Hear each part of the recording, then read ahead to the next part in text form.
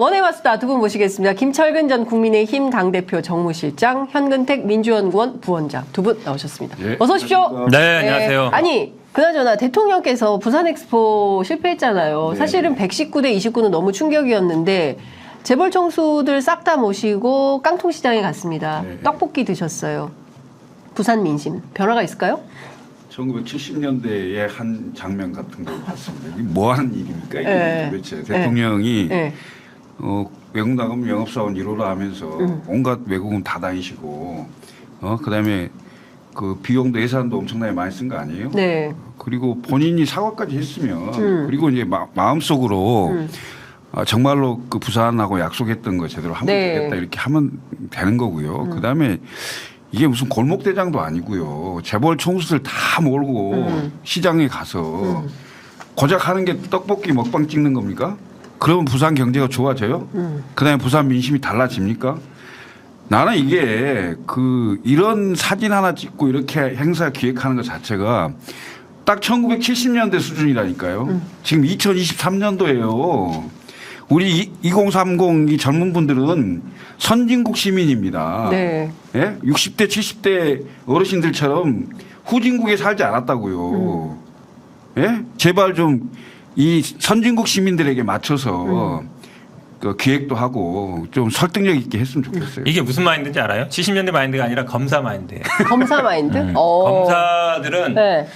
정치인이나 재벌 우리는 굉장히 대하기 어렵잖아요. 만나기도 그렇죠. 어렵고 예. 딱 튀어주고 있다고 생각해요. 왜냐하면 재벌은요. 네. 예를 들어서 뭘 이렇게 하기 시작하면 안 나올 게 너무 많아요. 네. 맞잖아요. 그러니까 사실은 재벌들은 그전에는 대통령 행사 잘 안 나와요. 뭐 중요한 행사나 가지. 이번에 그 엑스포 할 때 보세요. 전 세계 다 다니잖아요. 그러니까. 돈 다 자기 돈 쓰고 네. 막 버스 랩핑해서 막 돌리고 막 홍보 다 자기 돈으로 하잖아요. 하고 싶어서 하겠어요? 본인들은 모르겠어요? 네. 안 될지 알아. 근데 이거 눈 밖에 나면 예전에 전두환 지금 서울에 보면 얘기하지만 보세요. 네. 옛날에 뭐 기부금방 내려도 안 내니까 국지적으로 날려버렸잖아요. 그러니까. 그때를 생각하는 거예요. 눈 밖에 나면 압수수색 구속 이거 어떡하지? 안 돼. 해야 돼. 아니 그러니까. 근데 그러니까 오라니까 가는 거예요. 그러면 예를 들어서 네. 가덕도나 뭐 철도나 고속도로 놓으면 원래는 예전 같으면 관료부처 장관들, 공교부 장관, 기재부 장관, 경제부 총리 이런 사람 딱 대동해서 우리 약속 지키겠습니다 이렇게 얘기할 거 아니에요. 그쵸. 그게 맞잖아요, 문법이. 근데 재벌들이 거기 가서 할 게 뭐 있어요? 재벌들이 할 게 없잖아요. 그러니까 어쨌든 돈 투자해라 우리 관심이 있다 이거잖아요. 이번에 막 산업은행 이전하는데 뭐 재벌이 관여해요? 아니잖아요. 그러니까요. 그럼 전혀 관계 없는 건데 이 마인드는 딱 검사 마인드. 검사들은 재벌이 오리라고 하면 오고 힘을 보여주는 거예요. 나 이 정도야. 잘못 보이면 다 죽어. 이거거죠 딱. 야, 그렇구나. 아니, 근데 사실은 저 떡볶이 먹방도 유명하지만 지금 하나 화제가 되는 사진이 있으니 이재용? 네. 이재용 삼성전자 회장이 쉿 하는 장면이 있잖아요. 네, 네. 그 사진 한번 찾아봐 주세요. 쉿 하는 사진이 있는데, 그 사진을 보면 이게 뭐지? 궁금하거든요. 근데 이영 장관이 SNS에 글을 올려가지고 그 당시 현장에 있던 설명을 한 거예요. 막 시장의 상인들이 막 윤석열 대통령 연호하고 있는데 그 중에서 어떤 상인분들이 이재용 눈치 없는 분들이 이재용 하니까 이재용 회장이 조용히 하라고. 대통령 계시다 이 말이죠. 네, 대통령 그렇죠. 계신데 왜 자꾸 자기 이름 부르냐고 조용히 하라고 막 이렇게 했다는 거예요. 그러니까 눈치 본 거네. 눈치 본 거죠, 당연히. 네? 당연히 눈치 보겠어요. 네. 대통령하고 모시고 갔는데 네. 대통령 연호를 해야지. 네. 거기서 본인 연호를 하면 민망하기도 하고. 네, 네. 대통령 듣고 저 기분이 이게 저 나쁘잖아. 뭐지? 기분이- 뭐 이렇게 네. 나보다 힘도 줬나? 거기까지 네. 따라간 게 네. 완전 네. 마이너스 될 그러니까. 가능성도 있기 때문에 네. 굉장히 부담스럽겠죠. 예. 근데 이게 정치가 뭡니까? 예? 그러니까 재벌 회장들 쭉 끌고 가가지고 떡볶이 먹고 뭐 부산 시민들 힘내세요 한 다음에 대통령 연호하니까 내 이름 나오면 안 되니까 쉿하고 눈치 보고. 그러니까 진짜 정치가 너무 퇴행하고 있다. 이런 생각이 좀 드는 것 같습니다. 이것 좀 여쭤볼게요. 인유한 혁신이 드디어 조기 해산했습니다. 부인하고 아이 빼고 다 바꿔야 된다고 주장을 했는데 본인이 바뀌었네요. 괜찮다. 본인이 바뀌었다. 야, 드립의 신들이 나오고 있어요. 분위기 바뀌었네, 진짜. 장면이 바뀌었어요. 네. 어떻게, 왜 이렇게 아무것도 좀 성과가 없는 거 아니에요? 성과 없죠. 그리고 애초에 그 성과가 내기 힘들었어요. 네. 왜냐하면 지금 1호 안건으로 저도 이제 징계 해제는 됐습니다만 그게 성과라면 성과인데 그 4명을 징계 해제한다 했을 때 우리가 반대했던 이유가 뭐냐면 이게 지금 건들 게 아니다. 강서구청장 보궐선거의 대표의 원인과 책임을 물어야 되는데 네. 그럼 결국 윤석열 대통령이 국정운영 기조를 변화시켜라, 바꿔라, 그다음에 당정일치 그만해라, 뭐 이런 얘기를 내놓고 해야 되는데 네, 네. 그걸 미리 딱 선을 그었어요. 그건 월권이다, 못한다. 그럼 결국 또 본인이 임명해 준 김기현 대표의 지도부 바꿔야 되잖아요. 네. 근데 그거 얘기 못하는 상황이면 애초에 할 수 없는 일이었고 결국은 시선을 다른 데로 끌어서 네. 그 얘기를 못하게 만든 건 성공했어요. 왜냐하면 결국 윤석열 대통령의 국정운영 평가하고 그에 대한 심판이었다. 네. 결국 그거 바꿔야 된다. 이걸 못하게 하기 위한 작전은 성공한 것 같아요. 왜냐 이준석, 홍준표, 김재원, 김철근 4명 징계한다 하면서 얼마나 시끄러웠어요. 맞아요. 되냐 안 되냐 대사명이다 아니다 뭐 하면서 그다음에 되지도 않을 그리고 실제로는 선거 전략상 굉장히 불리한 거거든요. 영남 다선 험지 출발은 또는 그 용태론이잖아요. 네. 수도권 오든가 아니면 그만두라는 건데 그게 희생을 기반으로 해서 뭔가 변화된 모습을 보이게 한 거였으면 좋은데 네. 검찰 출신, 용산 출신 행정관이나 이런 분들이 내려가기 위해서 자리를 비워주라는 꼴이 됐기 때문에 네. 결국 이것은 용산의 오다 아니냐 이렇게 얘기가 이제 공공하게 돌면서 얘기 자체가 안 되는 그럼 결국 마지막에는 본인의 이제 그 구설이죠. 대통령을 나라님이라고 얘기하고 네. 이준석은 도덕이 없다, 뭐 부모가 교육을 잘못시켰다 이렇게 얘기함으로써 인용환 위원장이 이제 그야말로 사라지게 되는 상황이었는데 결정적으로는 그 사라지기 2, 3일 전에 김기현 대표 등을 불러서 청와대에서 비공개 오찬을 했잖아요. 네. 결국 김기현 체제를 당분간 유지하겠다. 김건희 특검 정리할 때까지는 그대로 간다. 뭐 이것을 아니, 나도 한번 보여준 것 같아. 다 해버려. 아니 지난번에 제가 나와서 그랬잖아요. 네. 인류하는 떴는데 핵심이 졌다. 제가 보기에 마지막에 그 얘기 내가 할 얘기 해버려. 김기현은 뜨고 국민의힘은 졌다. 왜냐하면 김기현 살아났잖아요. 네. 어차피 뭐 김경진 혁신의 얘기처럼 어차피 김기현 체제를 유지하기 위한 거다 이랬는데. 네. 근데 김기현은 살았어요. 그럼 국민의힘은 죽은 거죠. 네. 수도권 선거뿐만 아니라 지금 오늘 기사에도 보니까 뭐 벌써 서울 네. 49개 지역 중에 6개 지역 빼고는 다 뭐 열세다 이런 얘기 나왔던데 그 얘기 왜 나오겠어요? 이미 다 우리는 다 알고 있다는 얘기잖아요. 네, 네. 기사에 나온다는 얘기는 네. 조선일보 조선일보가 보도입니다. 보기에도 너무 좀 심각성이 아직 못 느끼고 있다. 그렇죠. 국민의힘 그러니까 혁신위 해서 뭔가 할 것 같았는데 안 되니까 네. 보수 언론조차에서도 네. 좀 심각성을 가져라라고 얘기하는 거거든요. 네. 그런 얘기 보면 김기현 체제는 뭐 말씀처럼 가서 뭐 오찬도 하고 밥도 먹고 이러니까 힘이 실렸는데 그럼 김기현이 살면 국민의힘 특히 말씀처럼 수도권에 계시거나 이런 분들 어떻게 할 거냐. 제가 네. 보기엔 뭐 죽는 길로 가는 거죠 지금. 그러니까요. 지금 뭐 말씀 나온 길에 좀 저희가 이제 화면을 띄워놓고 있는데 조선일보 보도인데요. 판세 분석을 했다는 거예요. 국민의힘 내부에서 자체 판세 분석을 해놓고 이거 공개를 못하고 있어가지고 내가 보기에는 당직자 중에 누군가가 우국충정으로 조선일보에 그렇죠. 제보한 것 같은데 지금 돌려보면 서울에서 49개 가운데 국민의힘 우세가 6개. 6개가 어디냐면 강남, 가불병, 서초, 가불, 송파, 을. 딱 요거라는 거거든요. 그러니까 요 동네 전체 서울에서 저거 빼면 나머지는 다 어렵다. 근데 지금은 이거를 9개죠? 9개? 네, 지금 저기다 플러스 되면은 예. 송파, 송파갑, 그다음에 용산, 하고 네. 종로하고 아, 있으니까 예. 6개, 9개 지금. 예. 더 준다는 얘기죠. 네. 그러니까 지금 상황을 놓고 보면 비상이 걸린 건데, 근데 지금 김기현 대표 괜찮은 겁니까? 이게 지금 253개 지역 전체를 판세 분석한 거거든요. 네. 그런데 저걸 표로 만들지 않고 글로 써서 냈어요. 그리고 이제 그 공천기획단, 그러니까 총선기획단에 그걸 이제 열람을 했죠. 네. 열람을 하고 그냥 가져갔기 때문에 서울 지역만 기억을 더듬는 사람들을 취재를 해서 네.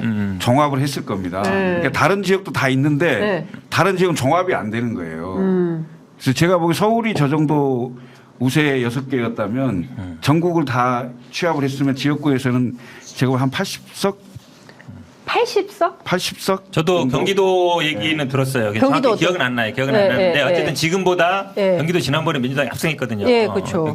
접경 지역이나 외곽 지역 예. 말고 거의 이겼는데 그때 7석 했어요. 7석이었나? 네. 7개. 그거보다 미래통합당으로. 예. 더 준다는 걸로 알고 있어요. 정확히 보지는 않았지만. 7에서 더 빠지면 몇이라는 거. 두 자리도 안 돼. 59개. 그러니까 와. 121개 수도권 예, 지역 중에 예, 그렇죠. 10%면 12개입니다. 12개. 예, 지난번에 16개 했는데 예, 예. 그러면 서울 6개, 경기 5개, 인천 1개 하면 12개 아닙니까? 야. 예? 그럼 경기 5개. 예. 와. 그러면은 이 체제를 할 수밖에 이게 제가 재미있어하는 포인트 이런 겁니다. 이런 조사를 했으면 당이 위기감이 들어가지고 이거를 놓고 우리가 어떻게 할 건지에 대한 대책 회의를 하고 해야 되는데 그 분위기가 좀 있습니까? 제가 보기에는요. 예. 우선 뭐 죄송한 말씀인데 뭐 출신 지역 갖고 뭐라 할 일은 아닙니다만 네. 일단 본인 선거하고 너무 동떨어진 일이니까. 김기현 대표가. 그러니까 김기현 대표를 비롯한 그 지도부가 예. 보세요. 원내대표 대구, 사무총장 경북, 예? 그다음 새로 다시 최고위원 대신 김석기 최고위원님 경주, TK. 경주. 대부분 주요 당직자가 대부분 다 영남입니다. 영남 네. 기반의 정당이기 때문에. 예. 근데 이분들이 수도권 선거의 심각성을 체감하지 못해요. 네. 그리고 본인들은 어찌됐건 공천 받아서 본선 나가면 되는 구조이기 때문에 네. 거기에 머물러 있는 거죠. 근데 지금 수도권 선거는 거의 멸망 직전이거든요. 멸망. 사실상 멸망 상태라고 보면 돼요. 왜냐하면 네. 그건 여론조사의 문제가 아니고 네. 이미 한 달 전에 선거를 치러봤잖아요. 강서구청장 선거에서 48.5%의 투표율에 네. 17.15% 졌으니까요. 이게 65% 정도의 투표율이었다면 20% 이상 지는 겁니다. 강서가 그 정도 지는 거면요. 지금 저 6석도 서울세가 많다고 저는 봐요. 정말입니다. 네. 거의 서너 석. 와. 서초도 위험할 수도 있고요. 강남도 3군데 다 장담할 수 없고요. 송파도 그렇고요. 그러면 결국은 내가 보기엔 서너 석 정도? 이런 정도밖에 안 되는 거예요. 나머지는 하나만한 게임 구조로 가는 거기 때문에 지금 그 심각성이 대단한데 네. 아까도 말씀드렸듯이 체감으로 느끼지 못한다. 이런 지도부 갖고 어떻게 선 거예요? 그러니까 심각한데 민주당은 이런 상황이 괜찮은 거죠. 아니 뭐 괜찮다기보다는 네. 뭐 사실은 수도권이 핵심이잖아요. 121석 네. 더 늘어날 수도 있고 지금 그렇죠. 늘어날 수 있는 거기 때문에 지역이 지방에서 줄고 늘어날 수 있는 거라서 지금 말씀하신 것처럼 지난번에 보니까 경기도가 59개 선거구인데 51대 7대 1이었어요. 1은 정의당이 있었고 그러니까 51대 7이라고 볼 수 있는데 지금 서울이 정도면 사실은 경기도는 원래 민주당이 약간 좀 더 강합니다. 서울은 그렇죠. 조금 약하고 예. 그런데 서울이 이 정도면 서울 경기도는 더 늘어날 수 있죠. 지금 지난번 7개였으니까 거기서 네. 뭐 한두 석 더 준다 그러면 진짜 뭐 5개 정도 될 수 있으면 그러면 사실은 국민의힘 입장에서는 영남 자민련 되는 거예요. 영남 자민련. 네, 수도권이 지금 더 한두 석 더 늘어나면 123, 4 정도 될 수 있는데 2, 3 정도 될 수 있는데 거의 이제 지역 253개면은 반 정도 거의 가까이 가는 거거든요. 근데 수도권에서 거의 뭐 10%도 못 찾아 10% 내외 뭐 20%도 안 된다 그러면 강원도 조금 없고 충청도 좀 없지만 거의 이제 완전 기반을 이제 영남에서 갖게 되면 네. 영남이 완전히 고립될 수 있는 상황이죠. 옛날에 민주당이 뭐 80석 하고 이럴 때는 호남이 완전 고립됐을 때예요. 호남하고 그렇죠. 서울밖에 나머지 다 없죠. 잃고. 맞아요. 그 완전히 반대 상황이 되는 거죠. 그럼 사실상 영남 지역 영남 자민련도 잘 봐주는 거예요. TK 자민련이야. TK 자민련. 네. 부산도 상당히 서울 수도권 이 정도로 위험한 상황이면요. 예. 그러니까 부산을 비롯한 PK가 예. 상당히 민주당이 약진할 가능성이 높죠. 그러니까 그렇죠. 민주당 세력이 PK에서 네. YS가 3당 합당으로 보수 세력으로 넘어오면서 약화되기 시작해서 맞아요. 예. 그 회복하는 과정이 한 20년 이상 걸렸어요. 그렇죠. 그러니까 그 노력들도 있었고 그다음에 민주당은 호남 기반의 영남 대선 후보를 계속 냈었습니다. 그래서 그 영남에 대한 공약이 굉장히 많았거든요. 네. 근데 그 결과 이번 지방선거 말고요. 그 전 지방선거에서는 PK 광역단체장 전원, 그다음에 부산 기초단체장, 구청장 전원이 민주당 당선자를 내기도 했었어요. 네. 이게 그만큼 기반이 강화되어 있기 때문에 수도권에서 이 정도의 그 국민의힘의 열세라면 저는 TK는 몰라도 PK는 굉장히 위험하다. PK 위험하다. 네. 예. 그래서 지금 뭐 영남 자민련은 많이 봐준 거예요. TK 자민련. TK 자민련. 그럴 가능성이 높아요. 와, 그렇구나. 야, 지금 6,504명께서 함께하고 계십니다. 대단합니다. 예. 아유, 너무 감사합니다. 그래서 그런가요? 이해찬 상임고문께서 20년 장기 집권론 말씀하셨는데 이번에는 일당 안 뺏긴다 민주당이. 그리고 단독으로 과반 넘기느냐 아니면 180석 먹느냐 이게 관건이다라고 발언한 사실이 뒤늦게 알려져서 또 좀 논란이 좀 되고 있습니다. 현 변호사님 어떻게 보세요? 이 얘기는 아마 이제 그런 취지인 것 같아요. 네. 지금 이제 병립형으로 회계하지 않으면 과반 뺏긴다. 병립형으로 회계해야 된다. 네. 아니 병립형으로 그러니까 우리가 일당을 뺏기지 않으려면 병립형으로 회계해야 된다. 예, 이 얘기를 예. 많이 하잖아요. 예, 예. 뺏기지 않으려면 예. 그건 아니다. 사실은 왜냐하면 뭐 이 병립형 회계에 대해서 굉장히 이제 당내 비판이 많잖아요. 네네. 일단 민주당이 주도해서 연동형으로 만들었고 이게 개혁의 후퇴다. 얘기하면 진보 개혁 세력들에 대해서 굉장히 들에 대해서 오히려 내부적인 비판을 받고 있는 상황이다. 그렇지 않다. 우리 지금 선거 국면이 그렇게 불리한 상황이 아니기 때문에 이게 뭐 의석 중요한 게 아니라 우리가 지금 말씀처럼 이런 데이터를 다 보고 받으시겠죠. 왜냐하면 지난번 21대 총선은 이제 이해찬 대표 체제를 길었잖아요. 네. 그때 이제 여론조사 계속 하잖아요. 민지연관이라든지 여론조사를 하면서 추세 보면서 봤거든요. 거의 그때 맞았어요. 거의 당선 지역. 그러니까 뭐 심지어 마지막 저는 이제 그때 못 나가고 이제 대변인을 했는데 네.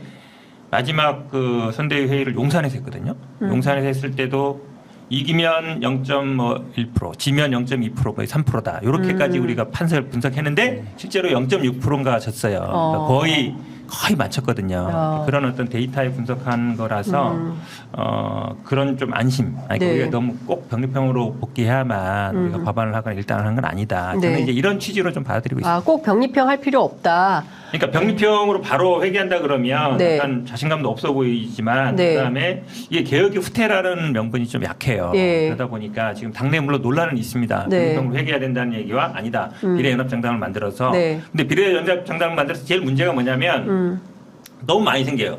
조국 신당, 송영교 신당, 무슨 이낙연 신당, 신당. 뭐 이런 네. 많이 생긴단 네, 말이죠. 많이 생기면 각자 막 찢어지면 안 되거든요. 이걸 하나로 모으려야 되는데 네. 그걸 어떻게 모을 거냐. 이제 그 고민을 진보 진영에서 이부영 의장이 진보정치연합 만들어서 비례 그러니까 정당 그 하자. 역할도 있는데 저는 사실은 이해찬 대표님 만약에 만난다 그러면 이 얘기를 해주고 싶어요. 예. 그러니까 그렇게 여러 가지 막 이 비례정당이 만들었을 때 네. 이재명 대표가 예를 들어서 누구를 이 사람은 맞고 이 사람은 아니다 이래버리면 이게 싸움이 생겨요. 그럼 우리가 진짜하고 우리가 아니다 막 싸움이 생기잖아요. 진짜 저는 가짜 논쟁이 생기는구나. 그렇죠. 우리가 네. 진짜 우리는 뭐 자매정당이다. 우리는 사촌이다. 그러면 우리는 그냥 형제정당이다. 막 이렇게 나올 수 있단 말이죠. 그럴 거 아니에요. 우리가 그렇죠. 더 가깝다. 우리가 예, 진짜 예. 민주당이다. 예. 막 이런 게 있어서 그 틀을 그럼 하나로 묶어야 되는데 누가 할 거냐. 저는 이해찬 대표가 그 역할을 만약에 할 수 있지 않겠느냐. 개인적으로는 좀 그런 생각이 좀 들어요. 그런 네. 역할을 좀 해주셨으면 좋겠다. 네. 생각 들고. 저는 이제 그 선거법 문제가 나왔다는 얘기인데 그 병립형의 회기는 사실은 이게 적대적 공생법이다 이렇게 볼 수가 있어요. 일당 이당이 완전히 그렇죠. 그 이른바 그 완충지대라고 할 수 있는 국회에 완충지대라고 할 수 있는 제3지역 제3세력의 네. 국회 진입을 완전히 봉쇄하는 거거든요. 지금의 그 봉쇄 조항은 3% 정도인데 3%예요. 네. 그 3%를 넘어야 이제 비례를 배정받는데 네. 그 병립형으로 회귀하고 이걸 그 권역별까지 가잖아요. 예. 그러면 권역에서 7% 이상의 득표를 해야 그렇죠. 그 의석을 배정받는 상황이 될 거예요. 예. 그러면 지금 정의당도 7%가 안 나오고요. 예. 7% 나올 만한 정당이 거의 없는 상황이 돼요. 네, 예. 지금 뭐 아까 민주당 계열의 뭐 조국 신당 무슨 신당 막 신당 이런 네. 얘기했잖아요. 이분들 예. 거의 대부분 다 7% 안 될 거거든요. 3% 미만으로 네. 보더라고요. 예. 그다음에 유일하게 이제 7%를 넘어설 수 있는 그 정당이라는 게 지금 여론조사에 나오면 이준석 전 대표가 예. 신당을 만든다면 이게 예. 이준석 신당 정도인데 그렇죠. 그러면 이준석 신당이 지금의 예를 들어서 그 제3세력을 포괄하고 스펙트럼을 넓히는 덩치를 키우는 과정으로 갈 수밖에 없는 상황이 그걸 그렇게 내몰릴 거예요. 왜냐하면 법이 이렇게 된다면 예. 그렇지 않겠어요? 그렇겠죠. 왜냐하면 그렇게 돼야 일당 이당이 그 마음에 안 든다. 일당 예. 이당이 선택할 수 없다. 이러면 제3당으로 기호 3번으로 예. 이렇게 많이 좀 유도할 수 있는 그런 상황이 될 수 있기 때문에 그럼 제도에 따라서 이준석 신당만 신났네.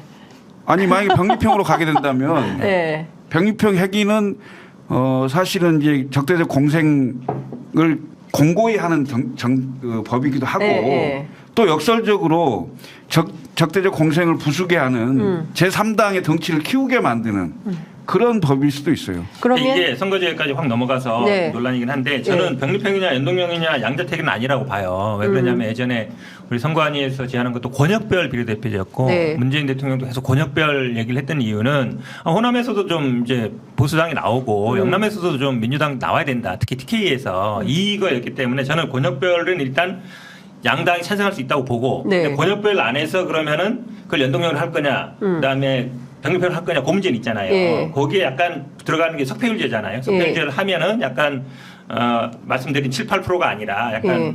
뭐 그 안에서 한석 정도는 할 수 있단 말이죠. 그다음에 지금도 사실은 물론 현재는 캡이 써 있잖아요. 예. 30대 17로. 그렇죠. 물론 뭐 이대로 하면 이제 다음엔 없어지지만 네. 그건 섞을 수 있다고 봐요. 연동형하고 비례를 권역별로도. 그래서 타협점 충분히 생길 수 있다. 이거를 꼭 병립형 핵이냐 아니면 네. 현재 고수냐 이것만으로 논의할 건 아니라고. 그럼 큰 틀에서 권역별 비례를 놓고 그 안에서 연동형으로 할 건지 병립형으로 할 건지 요걸 정하고 석패율제 넣고. 그다음에 석패율제를 그렇죠. 넣어서 하면 그러면 의석 배분이 대충 시뮬레이션 돌려보면 어떻게 아니 나와요? 저는 뭐 그 놀릴 정도는 안 되고. 근데 이제 결국은 권역별로 하면서 권역별 병립형으로 하면 지금 병립형은 큰 차이가 없을 거예요. 근데 대신 이제 지역이 네. 이쪽에 있을 사람이 이쪽으로 가느냐 이쪽에 있을 사람이 있는 차이이기 때문에 그래도 그건 낫다. 똑같은 병립하더라도 지역적인 기반이 다르니까. 근데 거기에 이제 연동형을 조금 섞으면 되겠죠. 근데 이거를 근데 국민의힘이 기본적으로- 받냐 말이죠. 아니, 기본적으로 김영진 의원이 네. 언론 인터뷰하는 거 네, 보니까 정무실장. 예, 뭐 여야 합의가 원칙이고 뭐 그러면서 병립형 얘기를 하던데 네. 연동형 만들 때는 당시 보수 정당의 반대를 무릅쓰고 야당 연합으로 만들었잖아요. 이거 지키려면 민주당이 소신껏 하세요 원칙대로 그냥 하시면 되지 무슨 또 여야 합의 같은 걸 따지고 있어. 언제 여야 합의했어 선거법으로? 아니 합의 안 될 것 같으니까 현행대로 그냥 연동형으로 가자. 연동형 이제 47석으로 가면 네. 아니 그냥 안 하면 되잖아. 근데 왜 그걸 하려고 그래 자꾸? 말하는 거 아니에요? 합의 안 되기를? 하여튼 지금 뭐 내년 선거 앞두고 선거제도 그다음에 또 하나는 이제 선거구 획정 문제와 관련해서도 이제 국회 안에서 막 굉장히 소란이 있는데 하여튼 이건 저희가 좀 국회 상황이 어떻게 될지 좀 지켜보도록 하고요. 지금 뭐 신당 얘기 이준석 신당 얘기했는데 이낙연 신당 문제 좀 얘기를 해봐야 될 것 같아요. 이낙연 전 대표 발언 수위가 계속 높아지고 있고 언론에서는 이낙연, 김부겸, 정세균 3총리 연대론 3총리가 연대해서 신당 만든다 이런 얘기까지 나가고 있거든요. 근데 실제 사실관계가 좀 어떻게 되는 건지 저는 뭐 사실관계 잘 모르겠어요. 아니, 왜 이게 아니 뭐냐. 여의도에는 이거 할 때만 오지 온 적이 없어요. 진짜로. 여의도에는 강인선 말고는 온 적이 없기 때문에 여의도 돌아다니는 전혀 이제 모르는데 근데 이제 그건 있는 것 같아요. 이낙연 총리님이 발언이 세진 건 확실히 맞아요. 네. 그리고 발언에서 열어놓고 있잖아요. 이분이 저는 이런 걸 한 번도 본 적이 없어요. 대선 때도 어떻게 보면 항상 이제 약간 신중하게 발언하고 이런 걸 보면 네. 대부분의 언론이 해석하듯이 이제 결심은 서신 것 같다. 근데 그게 뭐 신당일지 어떨지 모르겠지만 어쨌든 뭐 계속 뭐 발언이 점점 에스컬레이트 되는 것 같잖아요. 예, 예. 근데 이제 그럼 정세균 총리나 그다음에 김부겸 총리 같은 분이 같은 할 거냐? 그거는 좀 약간 또 달라요. 그러니까 이낙연 총리는 아시겠지만 이제 전남 도지사하고 거기가 기반이고 정세균 네. 총리는 전북이라든지 거기가 기반이고 김부겸 총리는 대구라든지 이쪽이 기반이기 때문에 이 세 분들이 예를 들어서 네. 그러면 예를 들어서 이낙연 총리가 딱 깃발을 들고 네. 그러면 정세균, 김부겸 총리가 딱 밑으로 들어갈 거냐? 그렇지는 않을 거란 말이에요. 본인들도 다 생각이 있기 때문에 그러면 제가 보기에 물론 지금 비판의 목소리 내는 거는 이제 뭐 본인의 발언권 정치적인 이런 것들 아니면 본인을 따르는 사람들의 어쨌든 뭐 공천이라든지 이런 것도 있을 수 있지만 같이 가긴 쉽지 않다. 근데 이낙연 총리는 잘 모르겠어요. 조금 마음을 결심한 것 같아요. 근데 정세균 총리나 김부겸 총리 이런 분들은 네. 아직은 좀 그 정도는 아니지 않냐고 보여요. 그거 어떻게 개인적으로는. 보세요?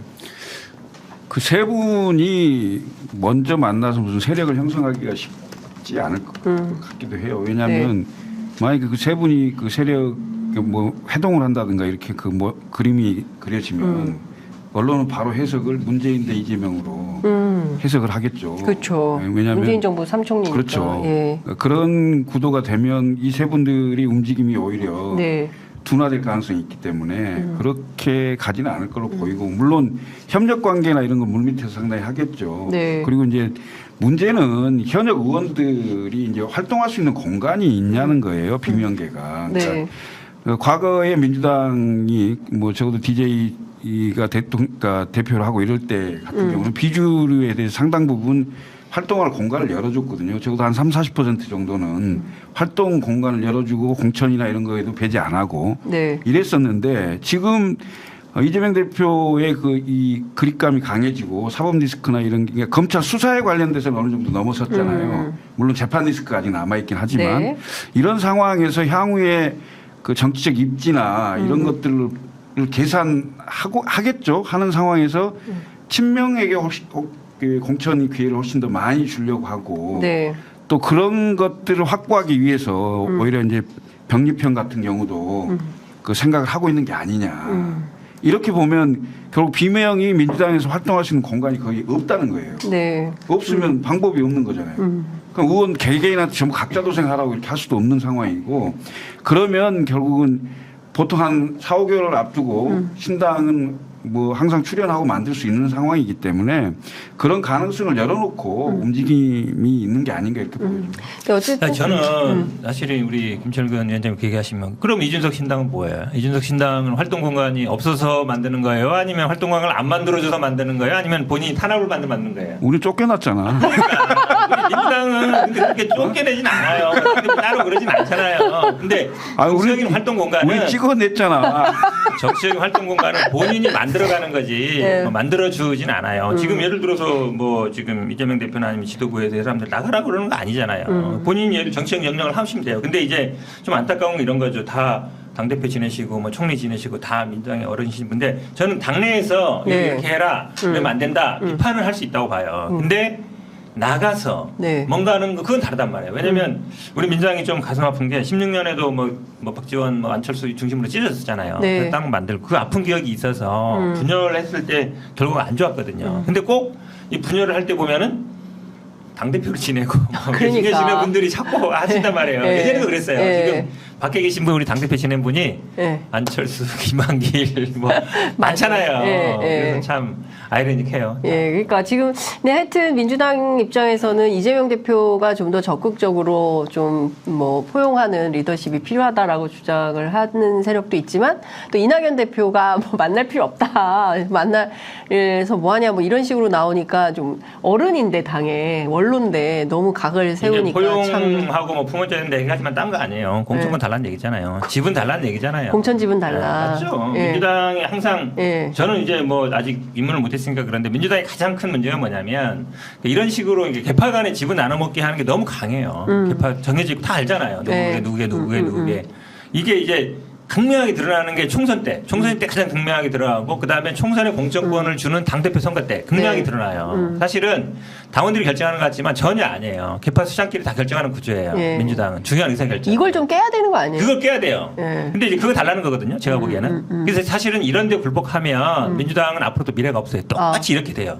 당대표 정할 때도 개파 수장이 만나서 정하고 공천권 지분 누구 주고 누구 말 때도 우리가 보면 저건 저게 아닌데 그러니까 상식적으로 판단할 수 없는 공천이나 이게 될 때 있거든요. 네. 그건 100% 이렇게 이루어지는 거예요. 배후에서 마쿠에서 지분 거래로. 네. 저는 이게 민주당의 발전을 가로막는 가장 큰 걸림돌이라고 봐요. 네.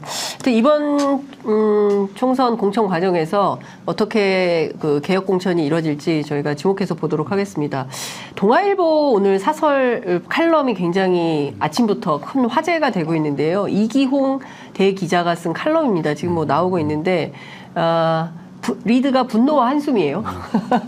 그래서 쭉 들어가면 무슨 얘기가 나오냐면 대통령 부인이 명품백을 받는 장면을 담은 영상이 있다는 얘기를 들었을 때 가짜뉴스거나 AI 딥페이크 영상이겠거니 했는데 도저히 상상하기 힘든 일이 벌어졌다.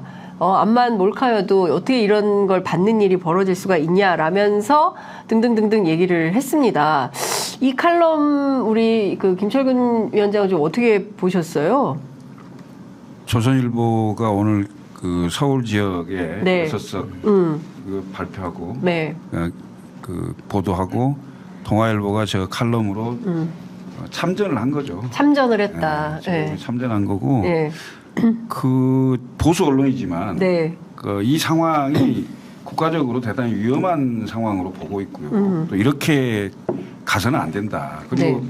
이것을 견제하고 비판해야 될 야당을 보니 한숨만 나온다. 이런 얘기를 하고 있는 거 아닙니까? 저는 기본적으로 정치권 전체에 대한 질타로 보입니다만은 궁극적으로는 책임은 네. 무한 책임은 대통령한테 있는 거예요. 대통령한테 이렇게 가면 안 된다. 이렇게 국정 운영하면 안 된다라는 걸 말하고 있는 거고요. 이건 결국은 몇 개월 안 남았어요. 국민들 심판할 겁니다. 본인이 변해야 되고 그 전에라도 네. 그러니까 변해야 되고 혹시 국민들에게 잘못하는 게 있으면 그 사과할 거 있으면 사과하고 반성할 거 있으면 반성하고 그다음에 국민들하고 직접 소통하세요. 그거 기자회견도 하고 뭐 하시는 거예요 도대체? 그러니까. 예? 아니 근데 제가 저는- 지난번에 얘기했잖아요. 네. V1 얘기하고 V2요. V0. 아니 근데 제가 보기에 V0. 이분이 우리 방송을 본 것 같아요. 아주 구체적으로 제안을 합니다. 김여사는 하루빨리 국민 앞에 사과해야 되고 관저를 떠나 서초동 자택 등 사가로 거처를 옮겨서 근신해야 된다. 예, 아무리 대통령이라 해도 부부는 사적인 영역이다. 예, 그럼에도 대통령 배우자는 공인이다. 더구나 김건희 리스크는 총선과 나라의 진로에 지속적으로 상당한 영향을 미칠 사안이다. 이렇게. 그렇죠. 김건희 특검법에 아마 찬성 여론이 아마 압도적으로 높을 것이고 네. 그게 만약에 거부권 행사한다 그러면 대통령 지지율이 떨어질 것이고 그럼 국민의힘의 선거는 뭐 해보나 마나다라는 게 다 이제 정설이잖아요. 네. 그동안 우리가 민정수석실 만들어야 된다, 제2부속실 만들어야 된다 얼마나 많이 얘기했어요. 한 번도 발언 없고 이번에 이 명품 가방 내왔을 때도 대통령실은 아무 언급도 안 하잖아요. 네. 국민의힘에서도 아무도 얘기도 안 하고 성역인 건데 성역. 근데 성역을 놔둬서는 절대로 정치에서는 이길 수가 없어요. 더구나 문제적이 나오는 거잖아요. 그러니까 김건희 리스크를 빨리 제거하라는 얘기잖아요. 네. 근데 제가 되겠어요? 그러니까 언론이나 이렇게 얘기하지 이거를 다 아마 제가 보기에 보통 이제 아침에 우리 이제 회의를 하면은 신문 기사 쭉 해서 올리잖아요. 그렇죠. 원래 이런 게 올라가야 돼. 아까 이제 조선일보 그 기사랑 이거는 네. 분명히 대통령실에서 홍보수석실이나 여기서 통해서 올려야 되는데 올라갔을까요? 저는 안 올렸을 것 같아요. 느낌이. 신기경 당에서는 국민의힘에서는 올릴 거예요. 국민의힘의 당 지도부에는 올릴 텐데 네. 이게 대통령실에서 대통령한테 가겠냐고. 보고가 안 될 거다. 아, 미리 이제 겁먹어갖고 이거 보면 화낼 텐데 이러면서 그러니까 아니 원수들이 화내면 쫓겨나잖아요. 나 지금 여기 지키고 있어 어떻게 대노. 왔는데 대노. 대노 아닌데 어떻게 그러니까 일단 올려? 대통령 못 기분 올리지. 나쁠 것 같은 뉴스는 아예 안 보여드리는 거예요? 아니 왜냐하면 이제 그 기분 나쁜 보고를 하면 기본적으로 네. 화를 많이 낸다고 뭐 그런 그러니까, 얘기가 많이 몰고 나오니까 나오니까. 결국은 그 올바른 보고 정확한 보고가 되기가 쉽지가 않죠. 왜냐하면 네. 기본적으로 심기 경호를 한 이후에 보고를 해야 되니까 네. 이런 것들을 잘못됐다고 계속 지적하는 거잖아요. 왜냐하면 있는 사실 그대로 보고되고 그거에 따라서 판단이 서야 되는 거잖아요. 네. 잘못된 게 잘못됐다고 해야 될 거 아니에요.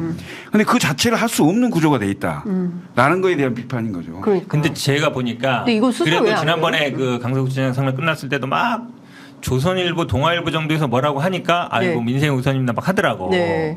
근데 이게 이제 인연혁신이 끝나고 이런 뭐 또 갑자기 뭐 경기도청 압수수색하고 이러다 보니까 또 글로 넘어갔잖아요. 네. 이제 보궐선거 이전으로 간 거예요. 네. 어차피 수사해가지고 이재명 대표만 집어넣으면 선거 이긴다 이 생각을 아직도 계속 하고 있는 거거든요. 똑같잖아요. 근데 네. 다시 이제 또 뭐 이재명 비판하고 뭐 이러는 압수수색하고 막 이러는 것 같은데 저는 이제 강서구청 바로 직후에 민생이 우선이다. 뭐 민심을 들어야 된다. 뭐 국민이 언제든지 옳다. 이거 그걸로 가야 돼요. 네. 그걸로 가야 되는데 제가 보기에는 그럴 가능성이 별로 없어 보여요. 근데 지금 상황에서 다른 것은 다 떠나도 지금 대통령 부인이 그야말로 뭐 명품백을 받는 장면이 고스란히 드러나 이거 뭐 몰카 취재 뭐 함정 논란 이런 거 다 뺀다 하더라도 그 사실을 숨길 수는 없는 거라고 이제 동아일보도 지적을 하고 맞아요. 있는 건데 그러면 수사는 해야 될 거 아닙니까 수사는 아니, 그러니까 이걸 할 리가 없죠. 한번 봐보세요. 우리가 예? 한동훈 장관이 있는 한 하지. 수사 그럼 안 하지. 딴 장관 오면 해요? 아니 그러니까 장관 그런 수사할 사람은 장관 안 시키겠지. 말 잘 듣는 알아서 딱 충성하려고 시키겠지. 특히 법무부 장관은 법무부 장관. 그러겠지. 그래서 김홍일 위원장 장관 시키려고 했는데 갑자기 방통위원장으로 가버린 그게 더 건가? 급한 거거든요. 급한 일부터. 네, 그리고 예. 이제 법무부는 아무래도 뭐 누구를 해도 본인이 너무 잘하는 그 네. 영역이니까 예. 조절할 수 있다고 생각하는 그리고 거고. 검사들은 기본적으로 권력에 자기가 네. 진급해야 되고 뭐 승진해야 되고 인사 때문에 딱 눈치를 봐요. 네. 위에 눈치를 봐서 할 만한 거 딱 하고 스스로 알아서 절대 하지 않아요. 그러니까 이런 거 예를 들어 옛날 같으면 그럼 가방 거기 보관하고 있다니까 아니 압수수색 해가지고 가방 가져오면 되잖아요. 그렇죠. 네.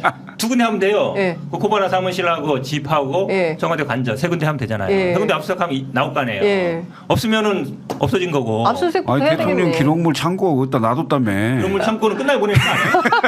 아니 임기 중에 누가 기록물 임기 중에 창고를 아니 어디 창고에 보관하고 있다는데 그 창고를 압수수색 해야 될 거 아니야. 아니면 사진 저기 하거나. 아니 근데 그 제출하거나. 웃기는 게 선물 반환 창고라는 건 난 태어나서 처음 들어봐요. 말이 안 되는 아, 거야. 1년, 네? 1년 동안 무슨- 있다가 뭘 반환해요. 야, 아니 그러니까 근데 우리가 좀 진짜. 생각해 봐야 될 게 네. 과거에 박근혜 대통령 국정농단 사건 때도 2015년 말에 청와대에 문건 사건이 터졌어요. 맞아요. 그게 이른바 정윤의 문건 사건입니다. 맞아요. 예. 그때 그 이제 문제가 됐던 사람이 조홍천 지금 현재 의원, 맞습니다. 박관천 뭐 전 행정관 이런 분들이었는데 그때 예를 들어 박근혜 정부에서 이 문건 사건에 대해서 내용을 제대로 짚어보고 제대로 처리했다면 과연 국정농단까지 갔겠냐는 이런 생각도 해봐요. 네. 그러니까 지금 김건희 명품백 문제 있잖아요. 그다음에 무슨 그 전에 무슨 화장품도 받고 샤넬 했다며. 화장품. 예. 이런 거요. 빨리 수사해야 돼요. 수사하고 그다음에 그 김건희 여사에 관련 네. 특별법 있잖아요. 네. 국회에서 오면 네. 수용해야 되고요. 만약에 이게 거부하고 안 하고 나 몰라라 뭉갠다고 뭉갤 수 있는 사안이 아니라니까요. 그러니까요. 왜냐하면 국민들이 이미 다 그 영상을 봤어요. 그거 어떡할 건데요. 그러니까 제가 보기에는 그리고 이제 이 공개되지 않은 어디서 어떤 일이 터질지는 나는 모르겠습니다만은 수많은 녹취와 예? 이런 것들이 만약에 막 나오면 이거 어떡할 겁니까 이거? 아는 거 있으면 좀 푸세요. 좀. 푸세요. 예? 녹취 누구 봐야 좀 푸세요. 몇 있다며 말로만 하지 말고 좀 뭐 어떤 거. 그거 아마 옛날 민주당 인사가 갖고 있겠지. 아 진짜요? 네. 일단 물어봐야 되겠다. 누구. 심쿵 자몽 일기님께서 뇌물 창고냐 이렇게. 그러니까 참 대한민국에서 못 보던 그런 장면들이 나오고 있기 때문에 도대체 수사도 안 하고 이러니까 있을 수 없는 일들이 계속 벌어지고 있다. 참 답답하다라는 말씀 좀 드리겠습니다. 한동훈 장관은 그래서 언제 출마하는 걸까요? 12월 27일 이후일까요? 왜 12월 27일 이후일까? 이준석 대표 때문인가요? 왜 갑자기 12월 27일? 아니 그거는 이제 제 추론인데 아. 12월 말에 나온다고 하니까 연말께 이렇게 나오고. 그게 이제 1월 11일 전에, 네, 전에 사퇴를 해야 되겠죠. 네. 후보자 사퇴 시한이 1월 11일인가 네, 네. 그런데 그게 그 이제 비례대표가 아니고 지역구 후보로 나왔을 경우는 그렇고요. 네. 비례대표는 한 달 전, 30일 전에 이제 사퇴하면 되는 거니까 12월 말께라는 게 한동훈 장관 한 사람만 좀 돋보이게 해서 네. 뭔가 당에 좀 중요한 쓰임이 있게 할 가능성이 있다. 이렇게 해서 그 12월 말이나 1월 초에 원포인트 개각식으로 네. 한동훈 장관이 나오지 않을까. 이미 정치하고 있는 거 아니에요? 그러니까. 네. 네. 아, 저도 100% 동의. 네. 왜냐하면 원희룡 장관은 세트로 어쨌든 다른 장관 할 때 넣었잖아요. 세트로 예, 넣은 예, 거고 예. 그리고 세트로 한동훈 장관 너무 기분 아깝다네요. 네. 나는 원어브 대비 아니야. 네. 완탑인데 네. 완탑 대우를 해주는 거잖아요. 별도로. 원탑 대우. 원탑 대우, 예. 원탑 대우 해놓은 거죠. 원희룡 예. 장관이 좀 기분 나쁠 거예요. 예. 나는 원어브 대비냐. 그러니까 이제 막 정광훈 목사 막 거기 찾아가고. 가는 거예요. 본인이 좀 빼야 되니까. 네. 그런데 네. 저도 뭐 어쨌든 원탑 대우는 해주는데 나오긴 나올 텐데 아니 그래도 최소한 장관 자리는 두고 가야지. 지금 막 의원총회 가서 뭐 또 얘기도 하고 맞아요. 막 그 장관 자리로 막 그 법무부 일정이라고 막 돌아다니고 이거 뭐예요? 그러니까. 원희룡 장관도 지금 장관이에요 지금 네, 현직 그만두지 장관이에요. 않았어. 맞아요. 정광훈 목사 거기 가가지고 제가 뭐 간증하러 왔고 뭐. 나는 지금 현 정부에 있는 이 장관들의 기본적인 이 뭐라 그럴까요? 도덕성, 전문적인 생각이 진짜 빵점이다. 최소한 예전에 보수 정부 그러진 않았어요. 장관이 있으면 장관직을 하고 네. 그다음에 장관 끝난 다음에 이제 정치적인 행보를 해야 되는데 이분들은 전혀 그게 없어. 네. 본인이 국가에서 녹을 받으면서 정치적인 행보를 하는 것에 대해서 전혀 죄책감이 없는 게 저는 참 다 법조인잖아요. 다 검사 출신이고 네. 이런 네. 분들이 그럼 다른 사람들이 뭐 정치적인 뭐 무슨 허위 발언을 했거나 뭘 했다고 해서 다 처벌했던 사람들 아니에요. 그게 말이 되냐고요. 본인들은 하나도 안 지키면서 네. 공무원이 제일 중요한 게 뭐예요? 정치인 중립. 그렇죠. 맞잖아요. 그거보다 중요한 게 뭐 있어요? 선거철에. 네. 근데 그 본인들은 다 안 지켜. 이거는 그냥 법무부 행사고, 이거는 간증 행사고. 아니, 말이 되냐, 참.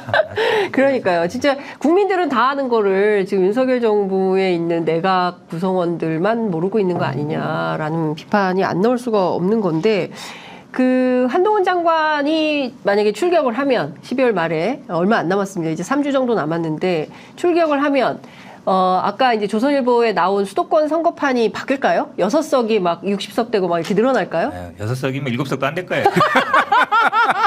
본인이 예를 들어서 뭐 마용성이나 이런 데 네. 가서 민주당 지역구에 가서 이겨주면 모르겠지만 네. 그러려고 하겠어요? 거기 들어가야지 안전적으로. 안전종. 지금 6개 중에 하나에 간다. 아, 6개 안에 낀다. 예. 6개 안에 가든가. 이때는 또 원오브댐이네. 그렇죠. 아니 원오브댐이 아니죠. 네. 그래도 어쨌든 네. 되는 대로 가겠죠. 안 되는 데 가야 의석이 느는 거잖아요. 네. 되는 데 가는 건 의석이 안 늘어요. 그렇죠. 근데 본인이 뭐 되는 데 가거나 비례로 가거나 하겠지. 안 되는 데 가려고 하겠어요. 다 안 가겠죠. 뭐. 일단 그 이제 한동훈 장관의 시기를 보는 게 그 김건희 특검하고도 좀 연동이 돼 있을 거예요. 원래 오늘 특검을 처리하려다가 임시국회로 넘겼잖아요. 그렇죠. 20일이나 28일로 네. 가는 건데 민주당하고 국민의힘의 그 양쪽 그 지도부가 당내에 그 서로 이렇게 구심력을 좀 키우기 위해서 의원들을 잡아놓기 위해서 아. 거의 담합 비슷하게 김건희 쌍특검을 미루고 있는 것 같아요. 그런 지점이 좀 있는 것 같고 네. 그다음에 한동훈 장관이 출마한다고 했을 때 국민의힘에 도움이 될 거냐. 그 얘기한 대로 외연 확장을 해서 네. 의석수를 늘려주면 도움이 될 건데 대통령 지지율만큼 지지를 받으면 아무 도움이 필요 없죠. 그렇지 않겠어요? 그렇죠. 그런데 이제 그 두 가지 중에 하나입니다. 지역구로 출마하면 안전한 곳에서 하겠죠. 당연히 본인 그 국회의원 들어와야 되니까. 네. 그리고 전국 선거를 지휘한다는 명목으로 비례를 받아서 네. 나갈 수도 있겠죠. 그런데 이제 그 강남이나 이런 지역에 이제 지역구로 출마하게 되면 좀 머쓱하지 않겠어요? 누가 나가도 당연히 되는 지역에 나가서 당선돼서 들어오면 그게 무슨 지도자라고 인정해 줄 수 있냐 좀 이런 비겁하다 이런 얘기가 얘기예요. 나올 수 있겠죠. 네, 네. 그런 지점에 보면 예를 들면 병립형으로 회귀가 됐을 때 네. 거의 후순위 비례 받아서 아. 그렇게 할 가능성은 있다 이렇게 보여집니다. 그 얘기는 이재명 대표도 생각을 하는 것 같던데 만약에 병립형으로 회귀하면 아니 뭐 그런 걸 떠나서 네. 지금 사실은 뭐 선거는 구도가 제일 중요하잖아요. 그렇죠. 정권 심판이 아니면 야당 심판이야 이건데 정권 심판으로 기울 수밖에 없는데 거기에 가장 큰 이유가 이제 검찰 독재 이 프레임이 굉장히 강한 말이에요. 지금 네. 방통위원장도 검찰 출신하고 네, 예. 거기에 상징적인 인물이 누구냐? 그냥 아바타예요. 제가 보기에 윤석열 아바타지. 네. 검사 출신이고 수사했고 법무부 장관이고 하는 게 뭐예요? 수사받고 잡아놓는 것밖에 없잖아요. 그 다음에 야당 까고 네. 이거밖에 없잖아요. 그러면 이분이 예를 들어서 뭔가 말씀처럼 뭐 중도 확장을 하거나 뭔가 새로운 거 보여줄 게 있어요? 하나는 없다고 봐요. 그냥 윤석열 시즌2를 원하느냐 안 하느냐. 윤석열 이 검찰 정권의 연장을 원하느냐 안 하느냐. 거꾸로 심판을 할 거기 때문에 네. 중도 확장 가능성은 저는 없다라고 봐요. 그러니까 중도 확장이라는 게 결국은 세대는 20, 30대, 지역은 호남, 네. 그다음에 중도 세력 이렇게 되는 건데 네. 여기에 과연 한동훈 장관이 얼마나 소구력이 있느냐. 그렇죠. 제가 보기에는 뭐 예를 들면 지역은 대구, 네. 그다음에 뭐 중장년층, 그다음에 윤석열 대통령 지지층 여기에 기본적으로 소구력을 갖고 있는 사람이다 이렇게 네. 보여지거든요. 그럼 결국은 한동훈 장관이 정치에 입문하면서 몇 번의 그 메시지를 내는 자리가 있을 건데 네. 거기에서 보다 개혁적이고 윤석열 대통령과 차별화된 메시지를 낼 수 있냐, 그럴 용기가 있냐, 윤석열 대통령과의 차별성이 나왔을 때 대통령으로부터 상당히 안 좋은 얘기를 들을 수도 있는데 네. 그거 견디면 정치할 수 있냐. 그게 이제 한동훈 장관의 정치력이고 정치적 비전이겠죠. 그렇지만 많은 분들은 그렇게 못할 거다. 이렇게 생각하는 거죠. 근데 지금 보면 여론조사 지형을 살펴보면 20대, 30대, 네. 그다음에 중도 이런 분들이 사실은 여당보다는 야당을 한 2배 정도 더 지지하는 걸로 조사가 되거든요. 그러니까 국민의힘이 민주당의 절반이에요. 이 세대들과 중도 지지층에서는. 그러면 이것을 중도 확장성이 있는 사람이 와야 되는데 원희룡 장관은 그 가능할까요? 이제 하루는 또 중도학장 한다 그랬다가 하루는 또 막 정광훈 목사한테 갔다가. 그것만은 뭐냐면 네. 원희룡 대표가 아직 원희룡 대표 아니라 장관이 아직 어디에 마음을 못 정하고 있는 거예요. 이분이 이제 제주도 갔다가 이거 왔는데 네. 그럼 어디다가 정해야 되잖아요. 자기 나갈 만한 데를 아직 못 정한 거죠. 그러니까 여기도 가고 저기도 가고 이런 상황이겠죠. 네. 근데 보이는데. 그러니까 사실은 뭐 개항 간다 그러지만 이재명 대표가 당신 오니까 내가 가만히 붙겠어 뭐 이런 건 아니란 말이에요. 전국판을 보고 붙는 거기 가서 이길 리도 없고 네. 내가 보기 원희룡 장관한테 한번 질러본 건데 네. 아, 내가 갔다가 지금 어떡하지 이럴 수 있단 말이에요. 본인도 되는 데 가고 싶을 거예요. 네. 근데 수도권에 되는 데가 없잖아요 지금.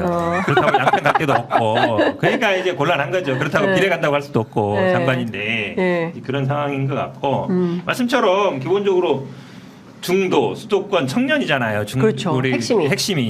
근데 중도에서 소구력이 있어요? 원희룡 장관이나 없죠. 지금 중도나 수도권 청년에 오히려 이준석 대표가 고기를 약간 차지하려고 하고 있잖아요. 맞잖아요.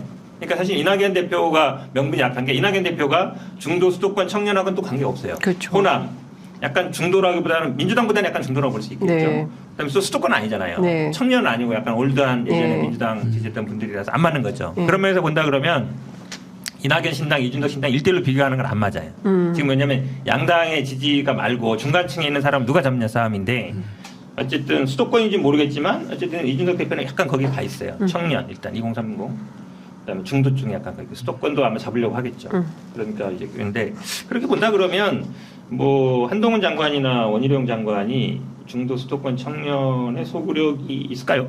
저는 거의 없는 것 같아요. 네. 네. 근데 그럼에도 불구하고 한동훈 장관을 원톱으로 세워가지고 내년 총선 지휘를 맡길 가능성이 되게 높고 선대위원장 얘기도 나오는 거고 전국 선거 지휘해야 돼서 비례대표 가능성이 더 높다. 지역보다는 비례다. 이런 얘기를 국민의힘 관계자들이 해주고 있거든요. 그러니까 그게 착각인 거지. 착각이다. 왜냐하면 네. 한동훈 장관이 대구 갔다 오고 대전 뭐 울산 이렇게 다녀보니까 뭐 사람들이 뭐 구름대처럼 몰리고 사진 찍는데 3시간 걸리고 예. 있다는데 그 갑자기 역에서 만난 사람한테 꽃다발 주려고 이렇게 하시는 분이 어디 있어요? 다 준비해갖고 오는 거지. 미리 다 알았다는 거 아니에요? 네. 가는 일정을. 예? 그렇죠. 그게 이제 사전 기획된 뭐 이런 측면도 없잖아 있는 거고요. 그다음에 이제 그 제가 보기에는 한동훈 장관은 메시지가 중요해요. 아까도 말했듯이 윤석열 대통령과의 차별성이에요. 그거 못 해내면 한동훈의 그 정치로 그 얻을 수 있는 게 없다고요. 우리는 이미 윤석열 대통령을 그 국민의힘에서는 보유하고 있기 때문에 기본적으로 윤석열 대통령 지지율 30%는 갖고 있는 거예요. 거기다 플러스 할 수 있는 사람들이 누가 있냐는 거거든요. 네. 그러면 한동훈이 그 외연 확장, 그러니까 예를 들면 스타성이 있다고 해서 그게 꼭 외연 확장으로 연결되는 건 아니거든요. 한동훈 장관 보고 싶어 하는 사람들 꽤 있겠죠. 네. 그렇지만 그 사람들이 과연 한동훈 장관을 지지하고 한동훈 장관의 지지에 따라서 국민의힘 지지로 전환되고 이럴 수 있냐는 거예요. 내가 보기에는 실제 선거운동을 할 때 강남하고 영남 말고는 한동훈 장관 오라는 데도 없을 수도 있어요. 아, 선거운동 할 때. 선거운동 도움이 안 되면 오라고 안 하죠. 저도 100% 동의해요. 왜냐하면 한동훈 장관이 발광치 아닌 건 맞잖아요. 네. 윤석열의 반사체인데 더 중요한 건 뭐냐면 지금 제가 보기에 가장 상명하복과 이 위계질서가 강한 데가 검찰이에요. 그렇죠. 군대보다도 더 강해. 군대도 완전히 민주화됐어요. 지금 사병들이 장교원이나 막 사단장한테 막 엄마 통해가지고 막 밀어넣고 막 그래요. 진짜로니까요. 뭐 대대장, 중대장 이런 분들이 그때 저도 골치 옛날, 아파요. 예, 얘기 들었어요. 막 톡방도 있고 막 이러거든요. 네. 있어가지고 우리 아들 비대 없으면 화장실 못 가는데 왜 군대 비대 없냐 뭐 이런 거 중대장, 대장들이 엄마들 때문에 네. 그리고 힘들다고. 사단장들한테도 직접 엄마들이 얘기한단 말이에요. 요즘 군대는 아. 옛날처럼 상명하고 아니에요. 네. 근데 그거 대한민국 엄마가 움직이는 군대예요? 유일하게 못하는 그때가 검찰이에요. 검찰. 지금도 검찰은 상명하복이고 예를 들어 밑에 불만 있다고 해서 뭐 검찰총장한테 얘기해 죽었다 깨어도 못해요. 그런 문화이기 때문에 거기에서 평생 산 사람이에요. 네. 할 수 있겠어요? 절대로 안 돼. 검사 100%. 동일체, 그러니까. 상명하복. 맞아요. 그게 검사 중에 제일 센 데가 특수부입니다. 그렇죠. 아니 그러니까 군대도 저도 제대 오래됐지만 예전에는 막 상관 들어오면 벌떡 일어나고 그러거든요. 네.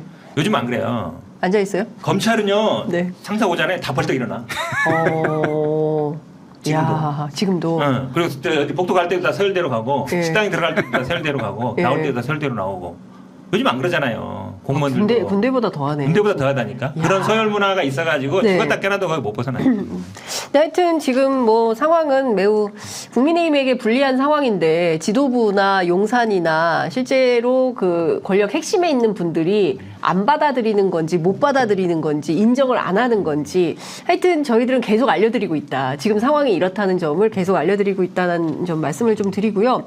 오늘 아침 최고위원회 회의, 민주당 최고위원회 회의에서 이재명 대표가 전세 사기 문제, 김용균 노동자와 관련된 그 산재 문제 등등에 대해서 적극적으로 해결해 나가겠다라는 입장을 밝혔다고 하고요. 그리고 홍익표 원내대표가 20일에는 예산, 그리고 28일에는 쌍특검, 이태원 특별법, 그다음에 국정조사 이런 등등을 통과시키겠다. 그러니까 연말에는 싹 다 처리한다 이런 입장인 것 같은데요. 그럼 연말까지 이런 정치 일정이 다 마무리가 좀 되면 그럼 그 다음에는 전국이 어떻게 되는 겁니까? 1월부터는 선거 국면이고. 예. 1월부터는 당내 싸움이죠. 당내 여기도 신당 여기도 신당. 만들어야 되고 예. 당내 이제 빡세게 빡세게 이제 되고 당내 싸움이에요. 1월부터 당내 싸움. 예. 언론은 다들 이제 누가 이길 거냐 보지만 실은 이제 그거는 경선 끝날 때까지고 경선 때까지는 당내 투쟁이에요. 당내 투쟁이고 다 예를 들어서 거기서 나갈지 싸울지 공천을 받을지 말지 결정 나는 거거든요. 당내 싸움이죠. 당내 싸움. 다음 주 화요일인가요? 12월 12일. 네. 예비후보 등록이. 그렇죠. 그러니까 그게 두 분 예비후보 12월 10일 등록하십니까? 저는 저도 당분간 조금 시간은 어떻게 될지 몰라요. 눈치 작전? 눈치 작전. 그냥 국민의힘으로 못하잖아요. 당에서 그 절차 검증 절차 받고 해야 되거든요. 검증 안 받으실 것 같은데? 아니 난 당원권은 회복됐어. 그래도 그 당내 했잖아요. 내가 자의적으로 선택할 수 있어요. 이제 선택할 그러니까 이게 원래 당에서 먼저 검증 받고 그다음에 예비후 등록하는 거라 지금 어느 당인지 정해지지 못했으니까. 하여튼 12월 12일 다음 주 화요일에 이제 예비후 등록을 하게 되면 각 지역별로 적어도 한 일주일에 10일 정도 물론 시차를 두고 하시는 분도 있겠지만 그 내에 그 현역 의원과 경쟁자들의 구도가 결정이 되죠. 그러면 어느 당은 누구가 있다. 그다음에 예를 들면 이제 당내 구도로 보면 민주당은 이 사람은 친명이고 이 사람은 비명이고 이런 구도들이 쭉 있을 거 아니에요. 거기에 이제 현역 의원들이 내가 공천을 더 받을 수도 있고 아니면 이거 위험하겠는데 이런 생각들이 이제 그 파악이 되겠죠. 구체화되는 거니까 그러면 그 시기가 결국은 이제 그 국회 일정 쭉 정리되면 내년 1월 초가 되면 그야말로 이제 치열한 당내 투쟁이 되겠죠. 아니 저는 우리 민주당 현역 의원들이 경선을 굉장히 두려워하는 것 같아요. 왜냐하면 이번에 하위 20% 중에 예전에 20% 삭감하다가 20%는 30% 삭감한다는데 컷오프 아니잖아요. 국민의힘은 컷오프예요. 20% 맞잖아요. 국민의힘은 1인 1표 한 지 20년 넘었어요. 전당대회에서 1인 60표를 1인 20표로 만들었다고 이거가 또 어쩌고 다음에 전당대회 어쩌고 얘기하는데 아니 저는 1인 20표면 돼요. 1인 1표 하자고요. 그리고 하위 20% 30% 감점하지 말고 컷오프 하자고요. 그 국민의힘 하고 있잖아요. 국민의힘만큼만이라도 하자는 거예요. 민주당이 개혁적으로 하자. 이게 지금 하시는 분들이 반개혁이다 어쩌다 얘기하는데 아니 최소한 국민의힘만큼 돼야 되는 거 아니에요? 그러니까요. 그거 그렇게 두려워요? 20% 안 들어가면 되잖아요. 경선에서 이기면 되잖아요. 그렇게 힘들어. 현역들이요 좀 더 용기를 내시라. 이런 덕담을 주시는 걸로 하겠습니다. 끝으로 시간이 다 돼서 정리를 오늘 너무 긴박하게 달리니까 기분 좋습니다. 막 달립니다. 이것만 여쭤볼게요. 갤럽에서 조사 결과가 나온 것 같은데 차기 대통령 누가 좋으냐 했더니 첫 번째로 오차범위 안에서 이재명 대표 19%, 한동훈 장관 16% 나왔고요. 총선에서 정권 견제론이 51%, 윤석열 정부 이후에 최고치를 찍었다고 하고요. 정부 지원론이 35%. 이 여론조사 결과에 대한 분석만 듣고 마무리하겠습니다. 차기 대선은 어쨌든 차기 대선. 오차 범위 내에 돌았다는 게 조금 그전에 오차 범위 안 돌았던 것 같은데. 그렇죠. 차이가 있었는데. 장관에 대한 관심이 많아지는 건 맞는 것 같고. 그거는 제가 보기에 총선에서 중요하지 않고 총선에서 제일 중요한 건 결국은 윤석열 대통령 지지율, 그 다음에 이제 정권 견제할 거냐, 아니면 여당을 지원할 거냐 이거거든요. 근데 지금 소선거구제 하에서는 사실 51대 35면은 게임 끝이에요. 사실은 이게 만약 5% 안에다, 오차 범위 안에다 그러면 이제 붙어보면 한 건데 이건 15% 16% 차이잖아요. 이게 근데 붙을 가능성이 있느냐 말씀처럼 특검법 받아들이고 주권 구정 개혁 전환하고 당청 간의 관계 좀 개혁하고 비대위로 가고 이러면은 붙겠죠. 근데 그럴 가능성이 별로 없어 보이잖아요. 제가 보기에는 이런 구도는 총선 때까지 거의 굳어질 것 같다. 네. 빨리 당 만드세요, 그러니까. 빨리 당을 만들어야 지금 예비 왜 불가능해요. 만들고 올 거야? 아 진짜 어디 그 대구 네? 콘서트에서 현근택 변호사 언제 영입할 거냐고 막. 아니 그잖아 이준석 대표가 나한테 막 보낸다니까. 아 진짜? 또 보내고 가입하라고 막 이렇게 얘기하는데. 가입하라고? 아니 네. 저는 그래요 이준석 대표한테. 네. 당 만들어서 일단 교섭단체 만들어라. 네, 그럼 네. 내가 들어가서 네. 어쨌든 그 어떤지 이제 야권 연대가 됐든지 그 매개체 역할을 하겠다. 네, 그러니까 네. 일단은 만들어라 만들지도 않고 아니 만들어서 우리가 이 정도 됐습니다. 이래야 뭐 얘기하는 거지. 네, 뭐 네. 만들기도 전에 뭔 얘기해요. 일단 그 대선 후보 선호도 조사에서는 한동훈한테 주목하는 게 아니고 이재명 후보한테 저는 좀 주목하는 게 굉장히 지지도가 많이 떨어진 것 같아요. 그러니까 최근에 사법 리스크라든지 아니면 당내의 어떤 민주주의의 후퇴라든지 아니면 또 선거법 이런 문제 산적해 있는 여러 문제들로부터 이재명 대표가 상당히 공격을 많이 받고 있는 게 반영된 게 아닌가. 그러니까 이게 지금 차기까지 가려면 시간이 상당히 많이 걸릴 건데 뭐 본인이 알아서 하겠지만 이제 그런 지점들이 반영된 것 같다라고 보이고 총선은요 아까 말씀하신 대로 이대로 내일 선거하면 우리 백석이 안 된다니까. 지금 매번 얘기하지만 영남 자민련이 아니고 TK 자민련으로 될 가능성이 높다 이런 생각이 들고요. 아직도 시간은 있습니다. 시간이 있는데 그 시간 동안에 기본적으로 대통령이 지금까지 1년 6개월 했던 건 다 잊어먹으시고 지금부터 3년 6개월 다시 임기를 시작한다는 마음으로 대통령 선거 때 했던 만큼의 그런 변화를 가져올 수 있느냐. 그러니까 정말 내려놓고 국민들이 원하는 방향으로 갈 수 있느냐. 그런 겁니다. 그게 안 되면 이건 뭐 선거는 하나만화인 거고요. 그러니까 빨리 만들어. 그나마 왜 빨리 안 만들고 이게 뭐 한 달 동안 뭐 1%씩 올라가는 게 아니고 1% 올라가는 10%, 20%니. 지금 80% 됐어. 빨리 만들어.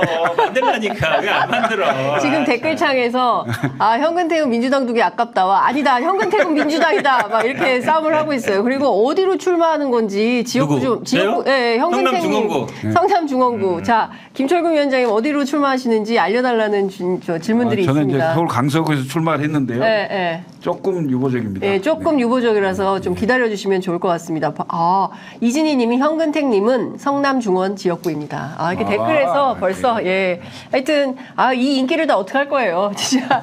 예, 장윤선의 취재 편의점 두 분 덕택에 나날이 정말 승승장구하고 있습니다. 늘 도와주셔서 너무 감사드리고요. 다음 주에 뵙기로 해요. 네, 다음 주에도 웹자보 좀 조회수 보고. 이게 점점 올라가야 나오는 거고 올라가 떨어지면 안 나와요. 안 나오는 건 아닌데. 여러분 조회수 좀 올려주세요. 현 변호사님이 조회수 보고 나오신대요.